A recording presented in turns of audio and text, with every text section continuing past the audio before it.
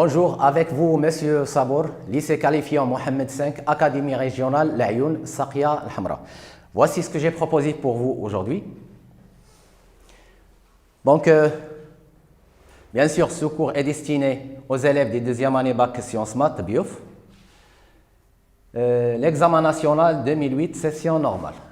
L'étude de fonction est bien sûr fonction définie avec part intégrale. Donc, soit f la fonction définie sur R plus par f de x égale 2x moins exponentielle moins x carré. Cette fonction, d'habitude, elle est définie sur R, mais on s'intéresse que de R plus. Donc, la première question A, calculer la limite. Voici la fonction f de x égale exponentielle moins x carré. Limite, lorsque x tend vers plus l'infini, de f de x moins 2x. Alors, on veut calculer cette limite. Donc, on a limite lorsque x tend vers plus l'infini de f de x moins 2x égale limite lorsque x tend vers plus l'infini, f de x, lorsqu'on retranche 2x, il reste moins exponentielle moins x au carré, égale limite, par exemple, lorsque grand x tend vers plus l'infini, moins l'infini, moins exponentielle x. Grand x n'est autre que moins x carré. Alors, lorsque petit x tend vers plus l'infini, x carré tend vers plus l'infini, avec le signe moins, ça donne moins l'infini, et donc c'est 0. Alors, pour l'interprétation géométrique, on a limite lorsque x tend vers plus l'infini de f de x moins 2x égale 0. Interprétation géométrique, la droite d'équation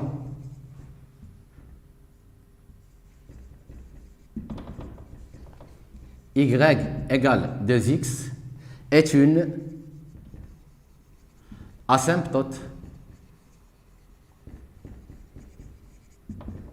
oblique AC de f au voisinage de plus l'infini.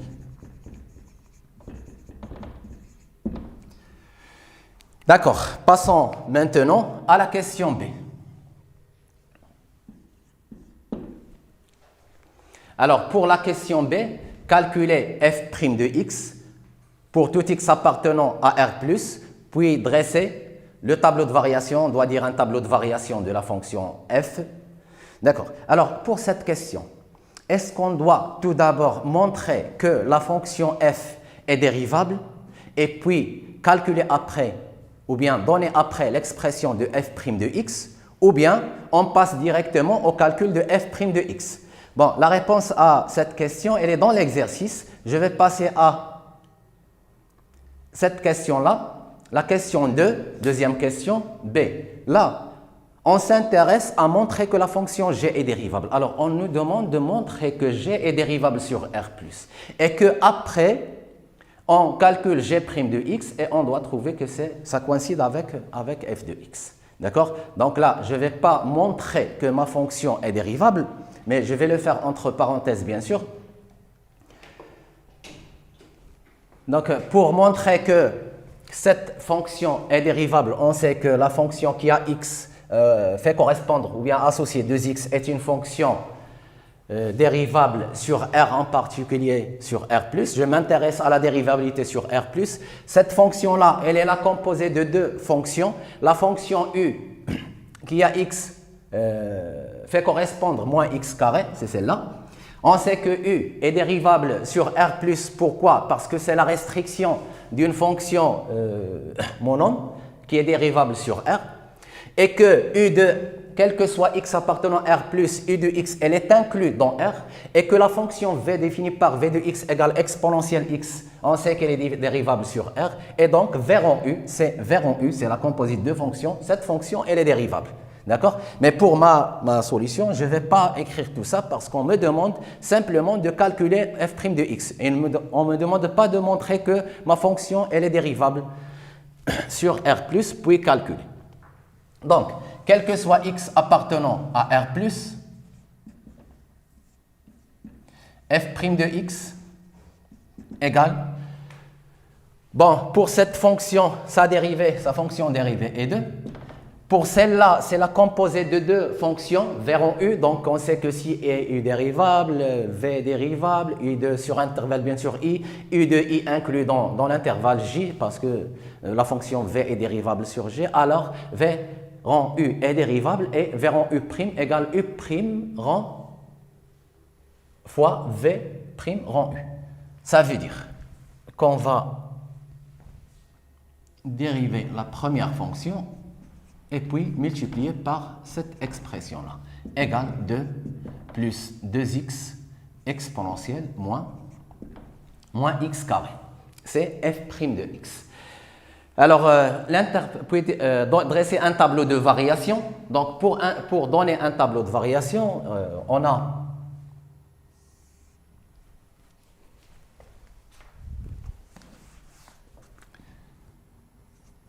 on sait que, ou bien on a, quel que soit x appartenant à R+, 2x supérieur ou égal à 0, ce qui implique que 2 plus 2x exponentielle moins x, elle est supérieure ou égale à 2, donc supérieure strictement à 0, ce qui veut dire que f' de x, donc f est une fonction strictement croissante sur R+.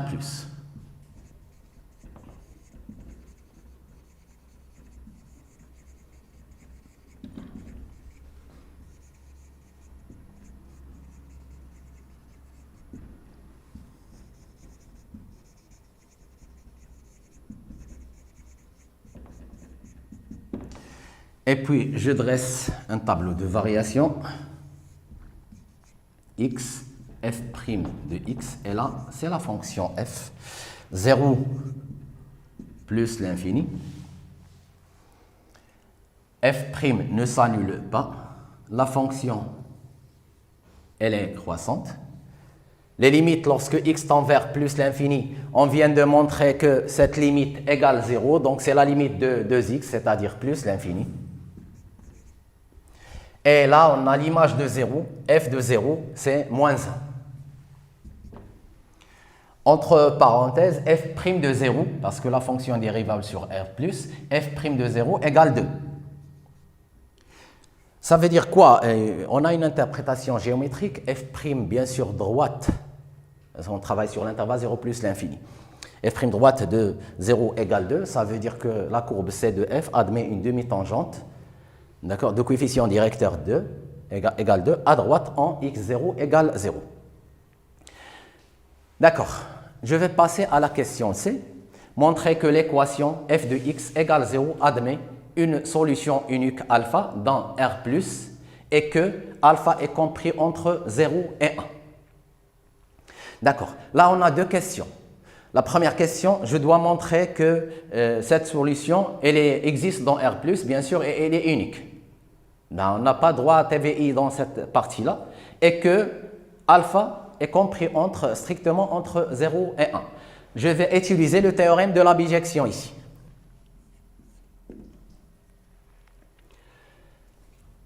On a f est continu sur R+, d'accord? F est strictement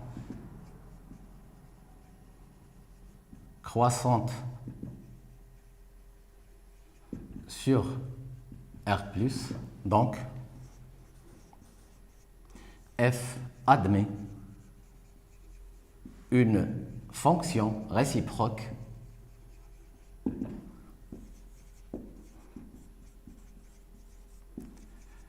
f-1 définie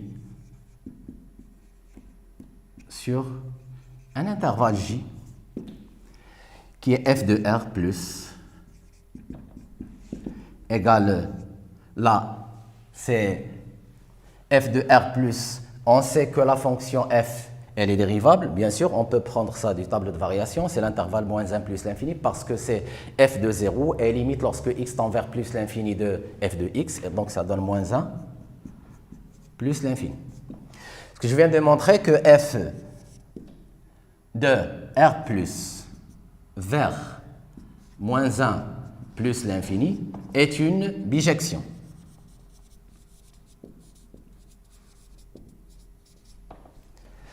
Donc, et on a 0 appartient à l'intervalle moins 1 plus l'infini, implique que 0 admet un seul antécédent, d'accord, qu'on va nommer alpha. Il existe un unique alpha appartenant à R+, tel que f de alpha égale 0.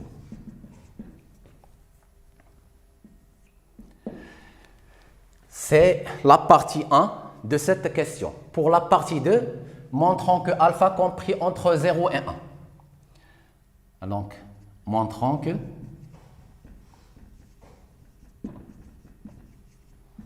alpha compris entre 0 et 1. En 1. F de 0 égale moins 1.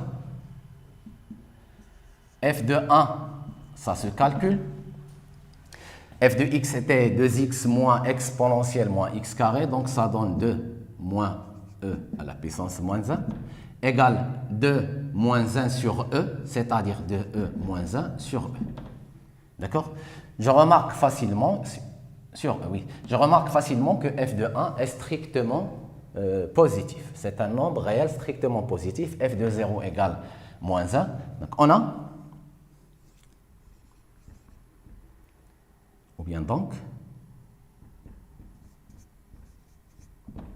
f de 0 inférieur à f de alpha inférieur à f de 1. Vous êtes d'accord? Parce que f de 0 c'est un nombre négatif, f de 1 c'est un nombre positif bien sûr strictement, et là c'est strictement négatif, et f de alpha c'est 0. Donc voici ce qu'on va faire ici. On va la nommer étoile. Cette proposition-là implique, je vais faire entrer f moins 1.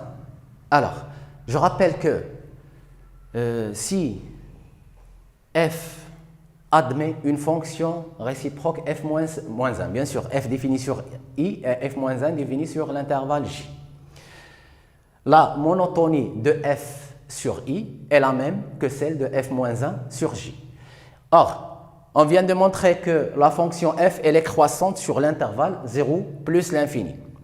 Donc, je déduis automatiquement que la fonction f moins 1 elle est croissante sur cet intervalle-là, sur l'intervalle moins 1 plus l'infini. Donc, puisque la fonction elle est stricte, f moins 1 est strictement croissante, je vais faire entrer f moins 1 en gardant cet ordre-là. F moins 1 de f de 0 implique inférieur strictement f moins 1 de f de alpha, parce que f moins 1 est strictement croissante, inférieure à f moins 1 de f de 1. Ce qui implique, on sait que f moins 1 rend f ni autre que l'identité de i, de l'intervalle i, d'accord? Et donc, ça reste 0, inférieur à alpha. Il y a bien sûr d'autres méthodes ici, inférieur à 1. C'est la question C. Alors, je passe maintenant à la question D. Étudier le signe de f de x dans l'intervalle 0,1. On va utiliser cette question C. On sait que la fonction f s'annule en alpha. Elle s'annule en un seul élément, c'est l'élément alpha. Alors, la question D.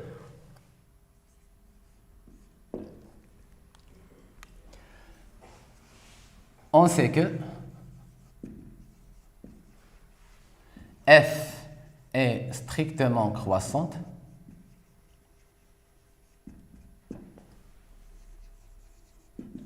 sur R+, d'accord? Et que alpha, elle existe alpha appartenant à un seul élément alpha 0, 1, tel que f de alpha égale 0.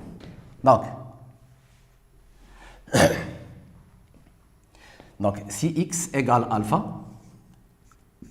alors f de x égale f de alpha, ce qui implique que f de x égale 0.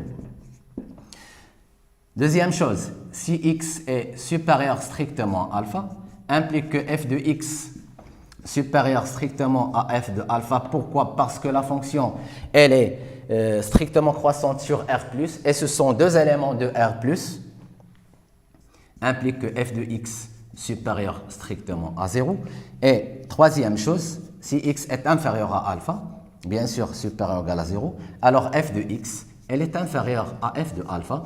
Ça veut dire que f de x est inférieur strictement à 0. Et je peux dresser un tableau de signes. Le tableau, le voilà, x, f de x, 0 plus l'infini, alpha. Donc là, f de alpha égale 0. Là, on a sur 0 alpha, la fonction, elle est négative. Et là, c'est une fonction positive. C'est la question D. Pour le... donc, on va étudier, on est demandé d'étudier le signe tout simplement sur l'intervalle 0,1 et pas sur 0 plus l'infini. On s'intéresse tout simplement à l'intervalle 0,1. Alors, pour la deuxième question, tracez la courbe C. Donc, voici le graphe de cette fonction, la courbe représentative de cette fonction. Elle est comme ça. Donc, c'est cette courbe-là. Ça commence par 0, l'image de 0 c'est moins 1. On a ici une demi-tangente de coefficient directeur 2, ça veut dire on va tracer un triangle rectangle ici. Donc 2 c'est 2 sur 1, donc c'est 1 et 2 là, donc c'est la demi-tangente. Elle intercepte l'axe des abscisses, C de f intercepte l'axe des abscisses en alpha. Alpha, on a donné une valeur approximative, c'est 0,4, là c'est 0,5. C'est une asymptote pour la position relative. Bien sûr, on sait que f de x moins 2x égale moins exponentielle de moins x carré. On sait que quel que soit x appartenant à R, exponentielle x supérieur strictement à 0. Donc, quel que soit x appartenant à R plus, moins exponentielle moins x carré inférieur strictement à 0. Ça veut dire que C de f est au-dessous de cette asymptote. Je vais passer à grand 2. Grand 2, on a ici une autre fonction, deux autres fonctions, bien sûr en relation avec la fonction f, on va voir ça après. Voilà, phi de x égale 1 sur x, l'intégrale de 0 à x, l'exponentielle moins t au carré d de t, et phi de 0 égale 1, c'est une fonction définie par intégrale, et on s'intéresse toujours à ce genre de fonction. Et g de x égale x carré moins l'intégrale de 0 à x exponentielle moins t au carré d de t. Là, c'est aussi une fonction, on va voir ça. Donc, pour la deuxième grande 2, je vais noter tout d'abord les fonctions et puis voir après les questions. Phi de x égale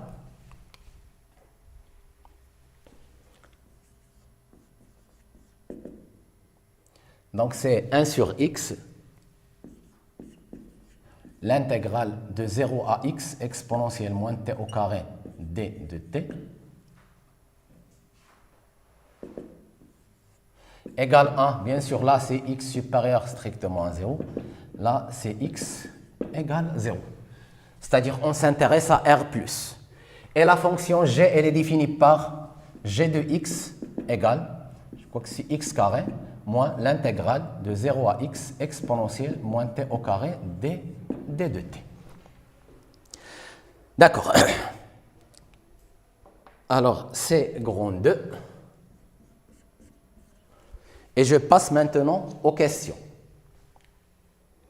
La première question montrait que quel que soit x appartenant à R étoile plus, il existe C appartenant à l'intervalle 0x, intervalle ouvert, tel que 1 sur x fois l'intégrale de 0 à x exponentielle moins t au carré d de t égale exponentielle moins c au carré. Alors ça n'est autre que le théorème de la moyenne appliqué à l'intervalle 0x. D'accord? Donc c'est le théorème de la moyenne. On sait que si A et B sont de nombres réels tels que A inférieur strictement à B, et si F est une fonction continue sur l'intervalle fermé AB, alors il existe un C appartenant à l'intervalle ouvert AB tel que 1 sur B moins A, l'intégrale de A à B de f de x d de x égale f de petit c. Alors la fonction petit f, je parle de cette fonction. Bien sûr, ce n'est pas la fonction qu'on a vue à grand 1, en grand 1, c'est la fonction u par exemple. On utilise donc pour la question 1,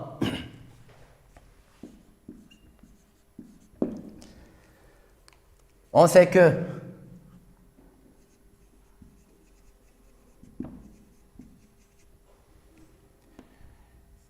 quel que soit x appartenant à R étoile plus, la fonction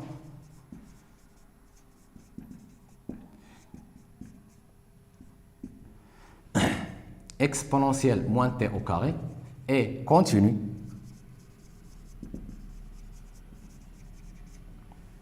sur l'intervalle 0x. Donc, bien sûr, c'est un théorème du cours, 1 sur x, elle existe, c'est bien sûr.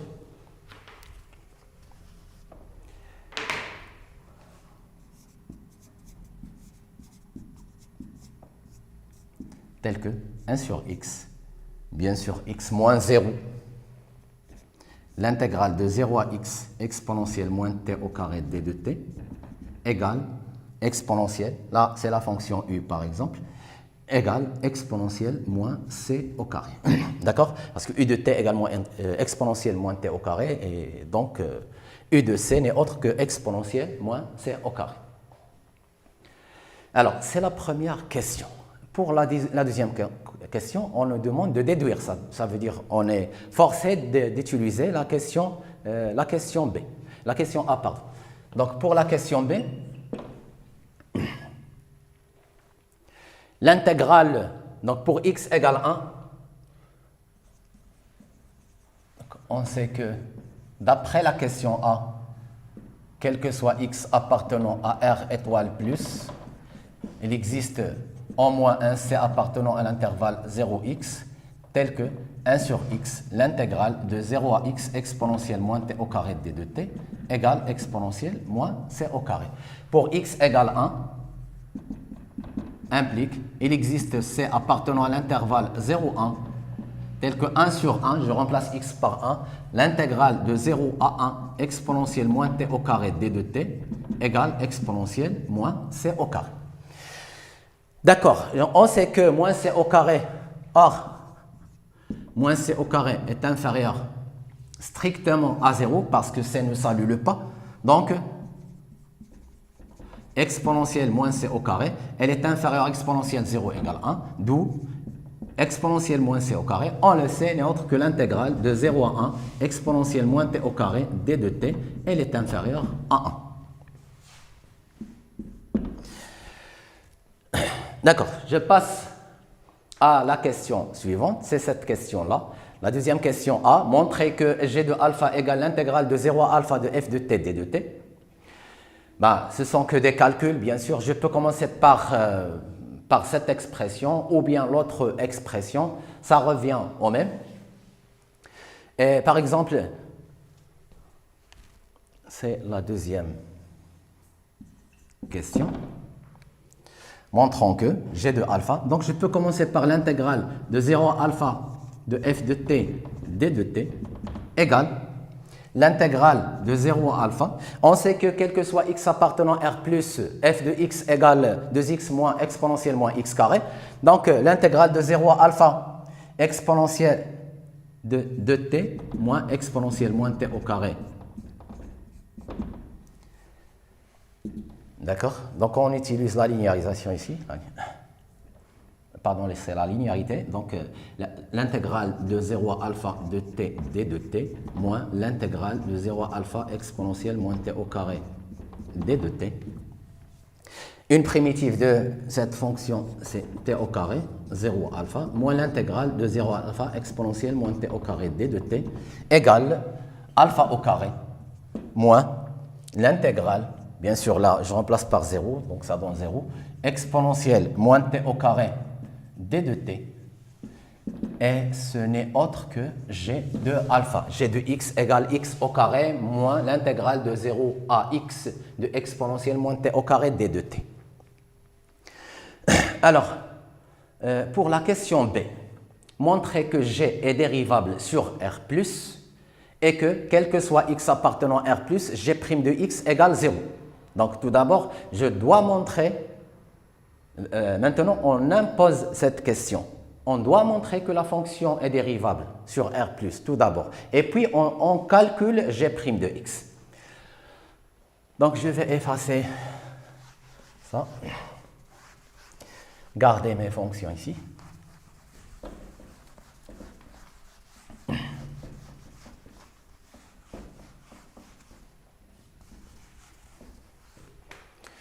Alors, je rappelle ici un résultat du cours. Donc, pour montrer que la fonction g elle est dérivable, je dois mentionner que la fonction qui a x fait correspondre x carré est dérivable et que la fonction qui a x fait correspondre cette intégrale, elle est dérivable. Je rappelle, au cours, étant donné un intervalle i, et a appartient à i, d'accord?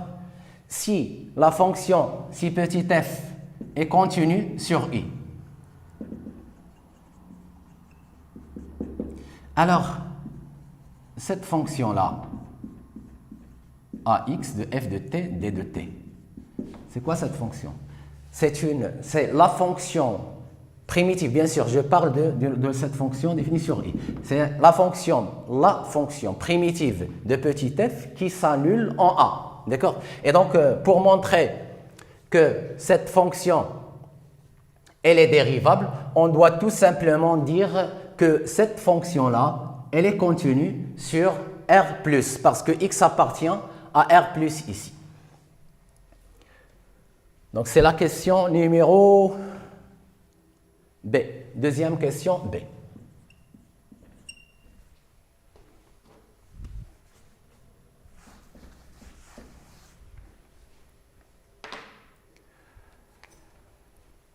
La fonction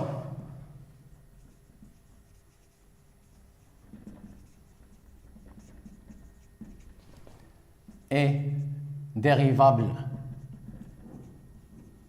sur R+, entre parenthèses, la restriction d'une fonction monome, ce sont les fonctions usuelles,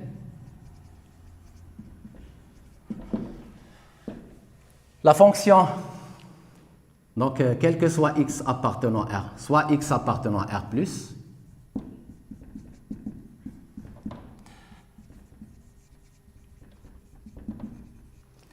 la fonction qui était exponentielle, fait correspondre à exponentielle moins t au carré, est continue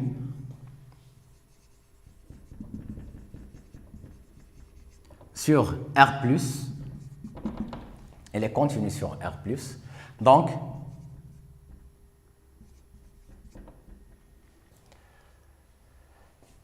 continue sur l'intervalle 0x, ou bien donc elle est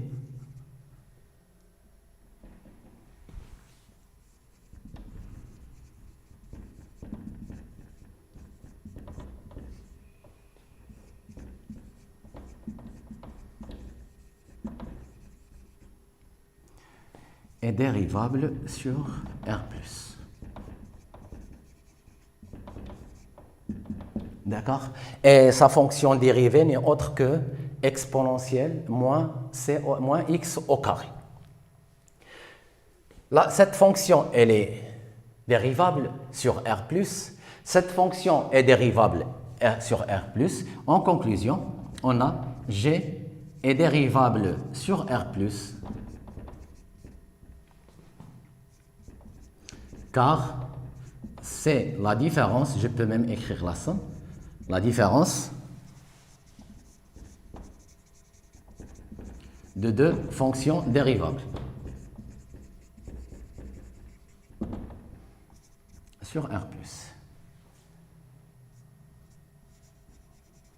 Sur R+.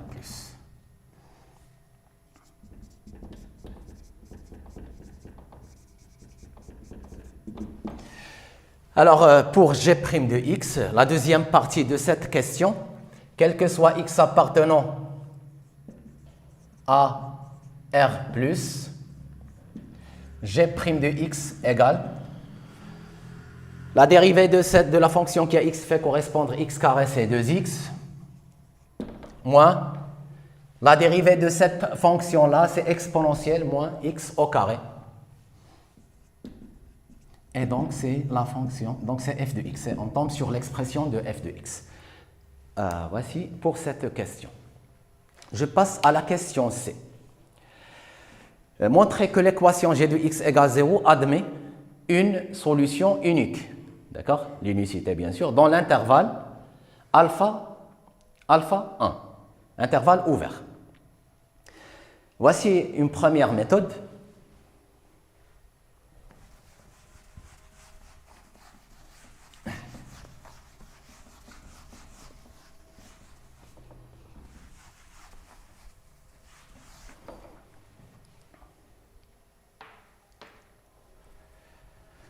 Alors, je vais commencer par G de alpha. Là, je vais penser au théorème TVI, bien sûr, théorème de valeur intermédiaire. Donc, je commence par G de 1. Question C. G de 1 égale 1 au carré moins l'intégrale de 0 à 1 exponentielle moins t au carré d de t. Égale 1 moins l'intégrale de 0 à 1 exponentielle moins t au carré d de t. Alors, je reviens sur cette question-là. L'intégrale de 0 à 1 exponentielle moins t au carré de d de t, elle est inférieure à 1. Et donc, 1 moins l'intégrale de exponentielle moins t au carré de d de t, ça doit être strictement un nombre réel strictement positif. Donc, d'après la question 1b,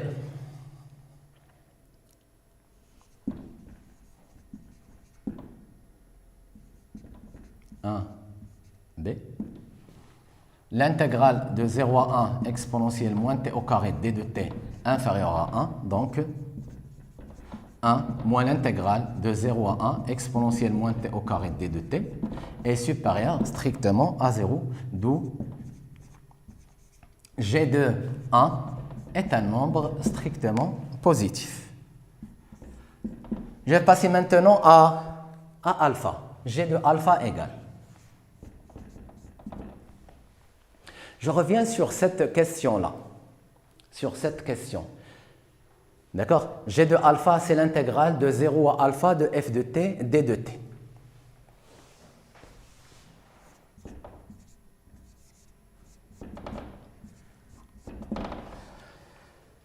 Alors, on sait que la fonction g est sur l'intervalle 0 alpha. On sait que la fonction g est strictement décroissante. On peut revenir sur le tableau de variation de tout à l'heure. Donc, g est une fonction décroissante.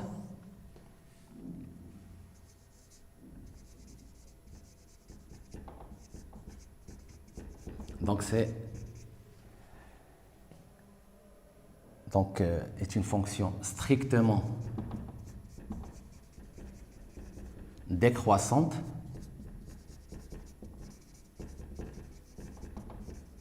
Sur l'intervalle 0 alpha. Pourquoi? Je vais expliquer ça. On ouvre des parenthèses, car quel que soit x appartenant à R+, g' de x égale f de x. D'accord? F est négative.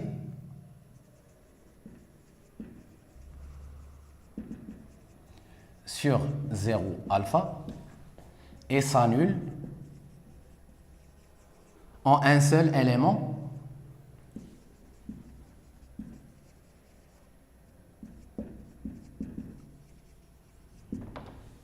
c'est alpha.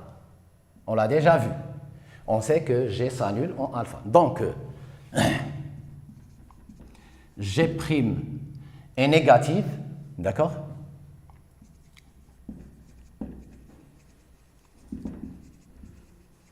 Sur l'intervalle 0 alpha et s'annule uniquement en alpha.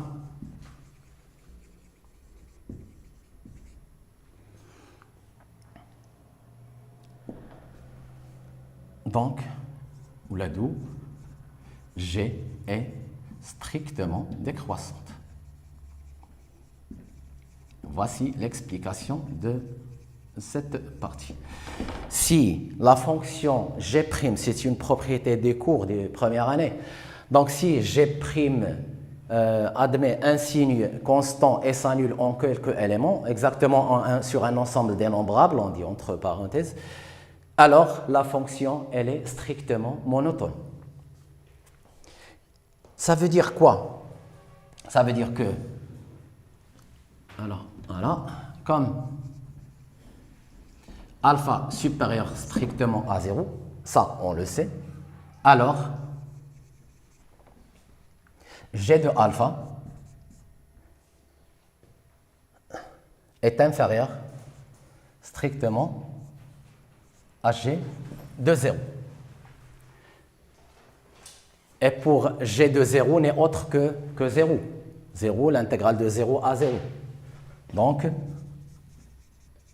G de alpha est inférieur. Là, je vais utiliser une deuxième méthode pour montrer que G de alpha est inférieur strictement à 0. Je vais revenir sur le graphe. Alors, c'est quoi G de alpha? G de alpha, c'est l'intégrale de 0 à alpha de f de t, d de t. C'est-à-dire cette partie-là. Je vais m'intéresser de cette partie. Et donc, l'intégrale de 0 à alpha de moins f de x. Si on a ici f de x, alors moins f de x, c'est là. D'accord? Ça représente quoi? L'intégrale de 0 à alpha de moins f de x d de x n'est autre que, bien sûr, fois UA, ça va donner l'air. D'accord?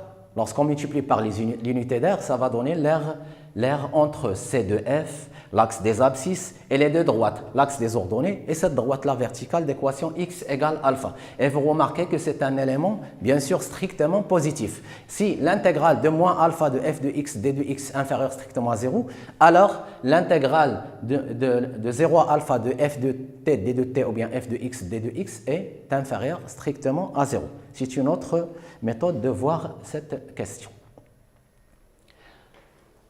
Et alors, là, on a les conditions des TVI sont satisfaites. G de 1, elle est supérieure strictement à 0.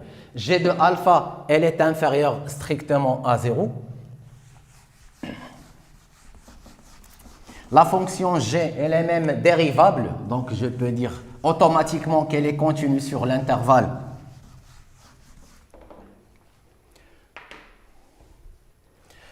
Donc on a G est continu sur l'intervalle alpha 1. On a G de alpha, on vient de montrer que c'est un terme négatif. G de 1, c'est un terme positif. Donc, il existe bêta appartenant à l'intervalle ouvert alpha 1. Pourquoi? Parce que le produit de ces deux-là, c'est un nombre strictement négatif. Donc, il existe bêta appartenant à l'intervalle alpha 1, tel que G de bêta égale 0, comme bêta est strictement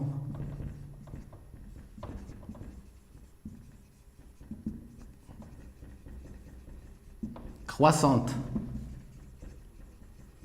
sur l'intervalle alpha 1.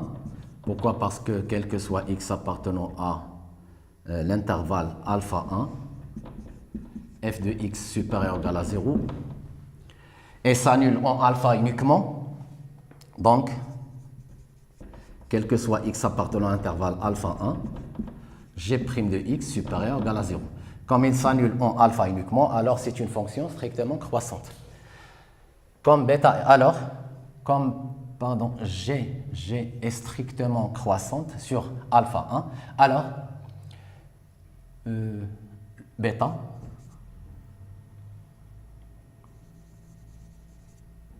est unique. Donc, on vient de montrer l'unicité ici.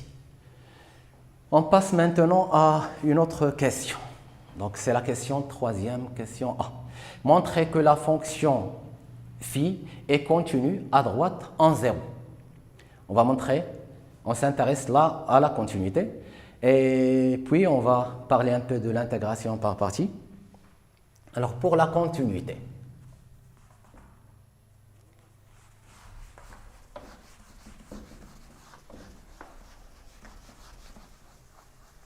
Alors, je rappelle que bêta appartient à l'intervalle alpha 1, d'accord, et que g de bêta égale 0. Donc, pour la troisième question A, on va essayer de calculer la limite lorsque x tend vers 0 plus de phi de x égale la limite lorsque x tend vers 0 plus de 1 sur x, l'intégrale de 0 à x exponentielle moins t au carré d de t. Je m'intéresse à cette intégrale-là. Alors, on a quelques méthodes. Donc, première méthode,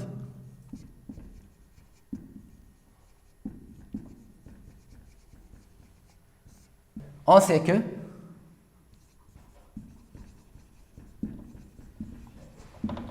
d'après cette question-là, quel que soit x appartenant à R étoile plus,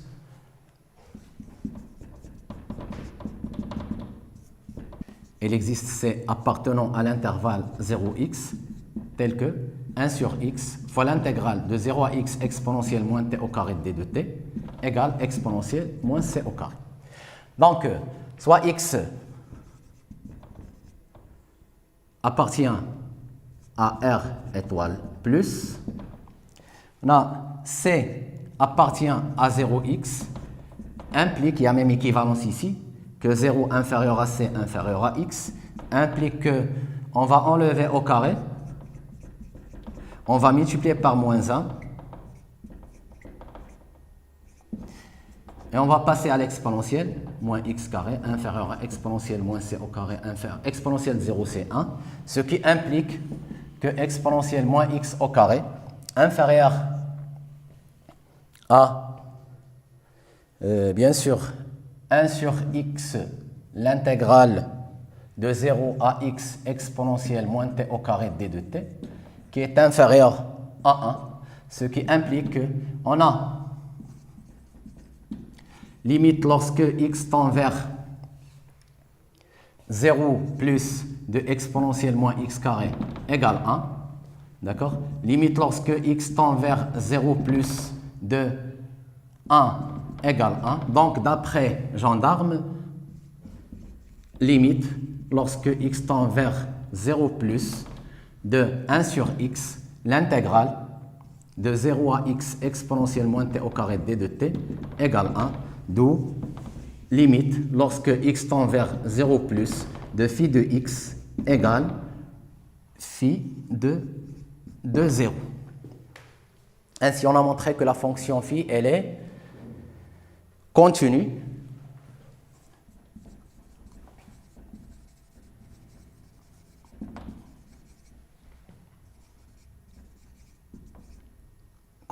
à droite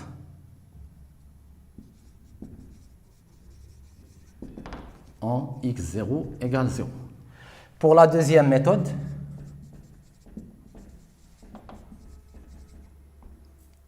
je ne vais pas pouvoir la faire, mais je vais la mentionner. On pose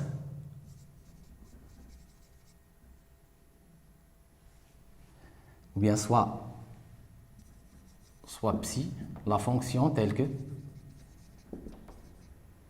fonction primitive, ou bien une fonction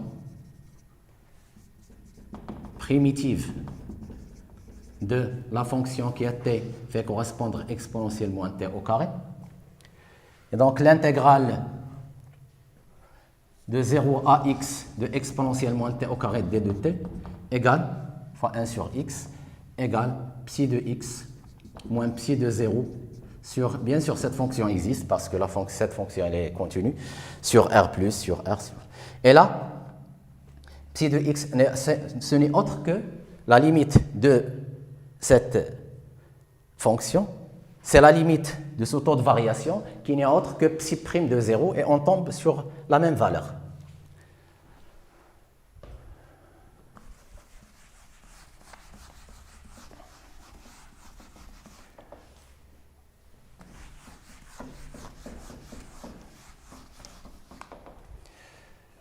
D'accord. Pour la question B, en intégrant par partie. Quel que soit x appartenant à R+, phi de x égale R étoile plus 1 sur x, l'intégrale de 0 à x exponentielle moins t au carré d de t. On pose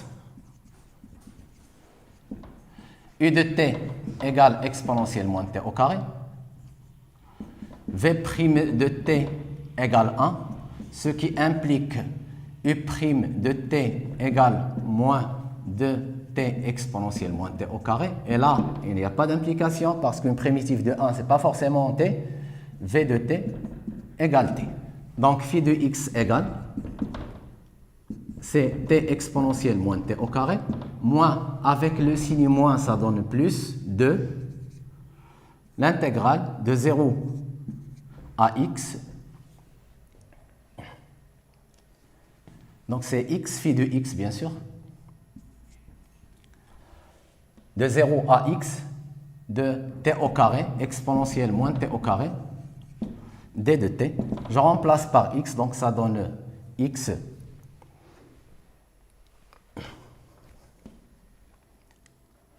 là, ça donne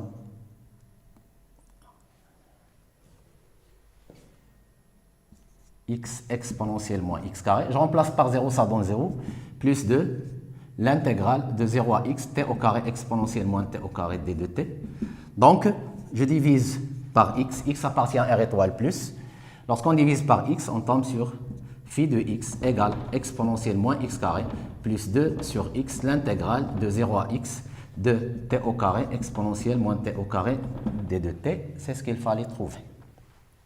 Exponentielle moins x carré plus 2 sur x, l'intégrale. Pour la question C, montrer que phi est dérivable sur r étoile plus et que, quel que soit x appartenant à r étoile plus, phi prime de x égale cette expression.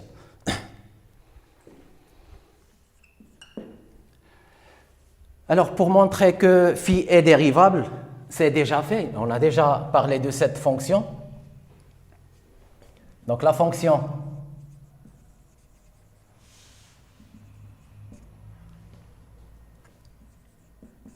l'intégrale à 0x exponentielle moins t au carré d de t est dérivable sur r étoile plus.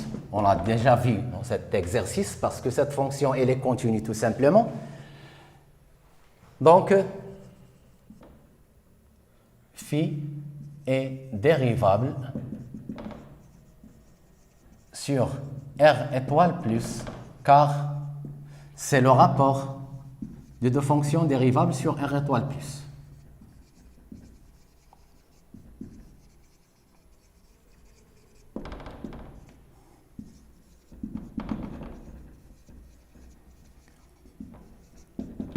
Sur r étoile plus. Alors pour l'autre question, l'autre partie de cette question, quel que soit x appartenant à r étoile plus, phi prime de x égale.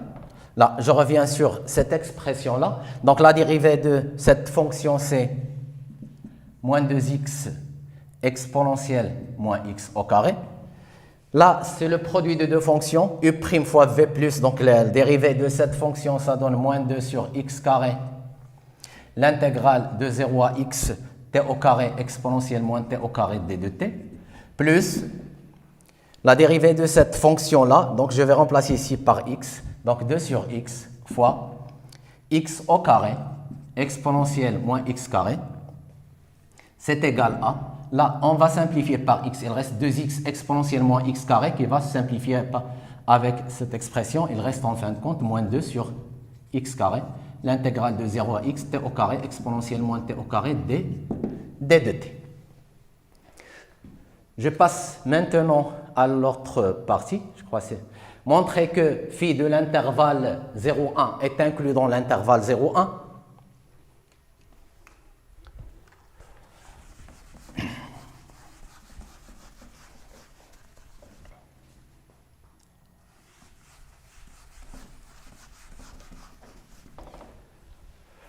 On a un phi est une fonction décroissante sur l'intervalle 0,1. Pourquoi? Parce que phi prime, donc c'est la question D.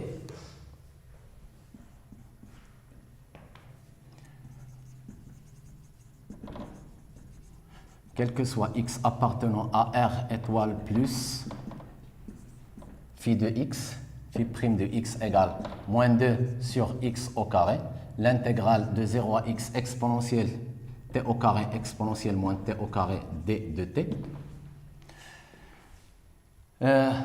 Donc, quel que soit x appartenant à R étoile plus, phi prime de x est inférieur strictement à 0. Je peux même écrire inférieur ou égal, peu importe. D'où phi est décroissante.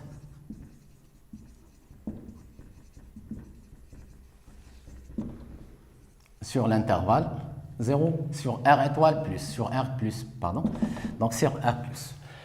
C'est une fonction décroissante. On s'intéresse à l'intervalle 0,1. Phi de l'intervalle 0,1 égale phi de 1, phi de 0. Phi de 1, je reviens sur phi de x, donc phi de 1, c'est l'intégrale de 0 à 1 exponentielle moins t au carré d de t. Et là, phi de 0, c'est 1. C'est un nombre positif, donc phi de 0,1 est inclus dans l'intervalle 0,1.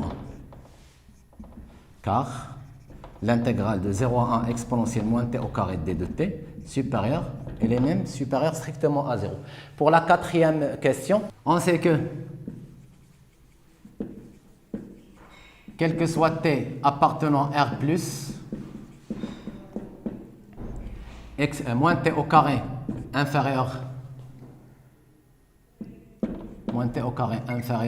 ou égal à 0. Donc, exponentielle moins t au carré inférieur à exponentielle 0,1. Donc, l'intégrale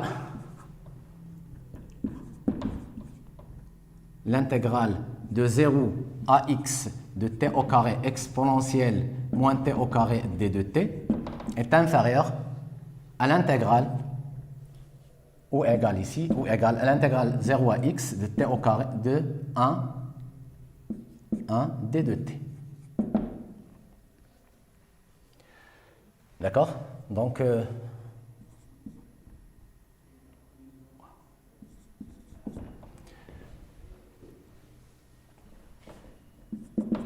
l'intégrale de 0 à x t au carré exponentielle moins t au carré d de t inférieure. Là, on passe aux fonctions primitives. Pourquoi? Parce que j'ai multiplié ici par t au carré. Donc, je passe à la fonction primitive. Ça va donner t au cube sur 3 de 0 à x, d'où phi de x.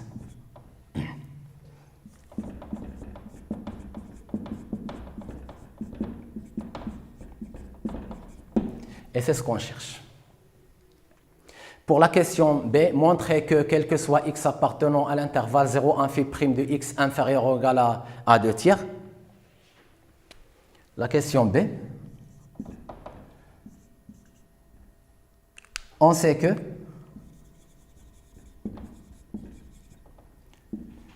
quel que soit x appartenant à R étoile plus, phi prime de x égale moins 2 sur x, l'intégrale de 0 à x t au carré exponentielle moins t au carré d de t.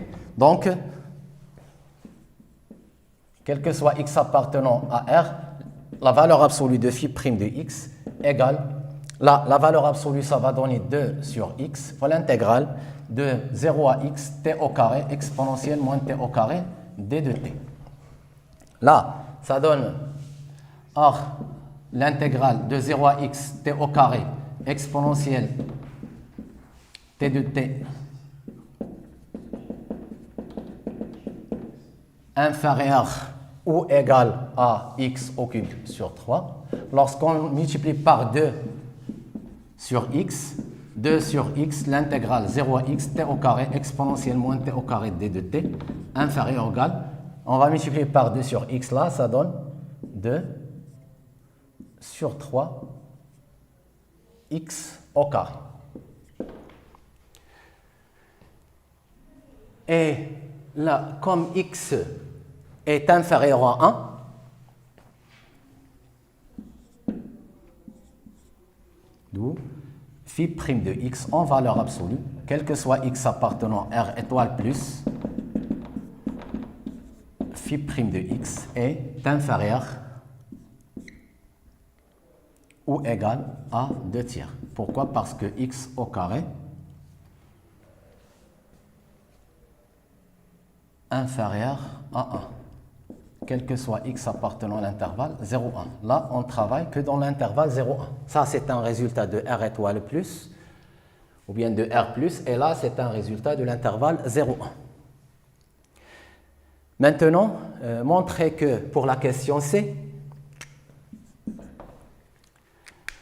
quel que soit x appartenant à R étoile plus, phi de x égale x équivalent à g de x égale 0, je peux partir de quel que soit x appartenant à R étoile plus, phi de x égale x équivalent à 1 sur x, l'intégrale de 0 à x de exponentielle moins t au carré d de t égale x, équivalent, on va multiplier là par x, ça donne exponentielle moins t au carré d de t égale x au carré, équivalent à x au carré moins l'intégrale de 0 à x exponentielle moins t au carré d de t égale 0, équivalent à g de x égale 0. C'est équivalent à x, je crois, égale bêta. Ça, on l'a déjà fait. Pour la dernière question, c'est la 5e question, c'est une suite récurrente.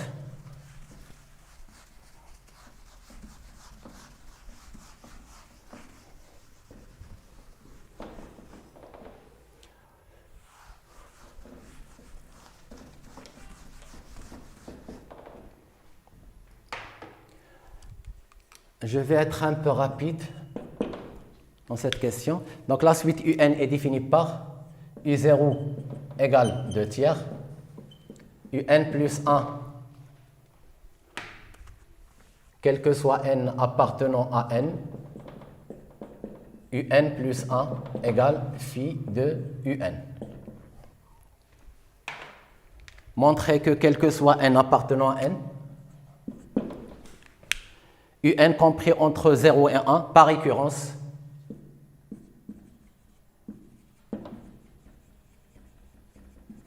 sur n. Donc il y a vérification pour n égale 0, I0 égale 2 tiers. Donc I0 est compris entre 0 et 1. Puis il y a l'hérédité. Supposons que soit n appartenant à n. Supposons que UN compris entre 0 et 1. Et montrons que UN plus 1 compris entre 0 et 1. On a UN compris entre 0 et 1 implique que UN appartient à l'intervalle 0,1, implique que phi de UN appartient à phi de l'intervalle 0,1, implique que UN plus 1, qui est phi de UN, appartient à l'intervalle 0,1. Pourquoi? Parce que phi de 0,1 est inclus dans 0,1, d'après la question 4a. Pour la question B, bien sûr, il y a la conclusion, donc quel que soit n appartenant à n, UN compris entre 0 et 1. Donc on travaille sur l'intervalle 0,1. Pour la question B, montrer que, quel que soit, d'accord, Étape 1. Étape 1, je vais commencer par montrons que, quel que soit n appartenant à n, la valeur absolue de un plus 1 moins bêta inférieure à 2 tiers fois la valeur absolue de un moins bêta. Donc, un plus 1 moins bêta égale phi de un moins phi de bêta. Pourquoi? Parce que sur cette question, on sait que g de bêta égale 0, bêta appartient à l'intervalle. Ça veut dire quoi? Ça veut dire que phi de bêta égale bêta. Donc là, on peut utiliser directement la valeur absolue.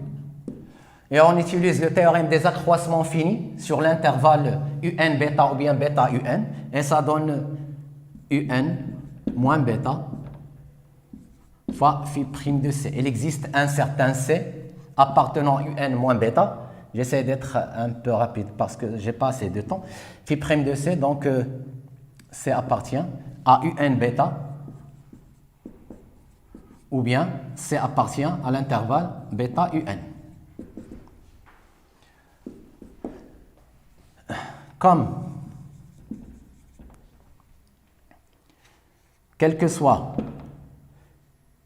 x appartenant à l'intervalle 0,1, phi prime de x est inférieur à 2 tiers, alors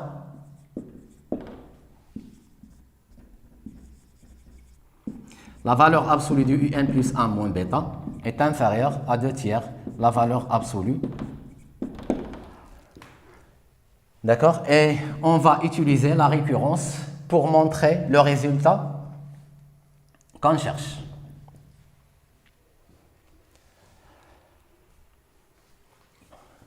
Donc, montrons par récurrence que quel que soit n appartenant à n, la valeur absolue de un plus 1 moins bêta inférieure ou égale à 2 tiers à la puissance n.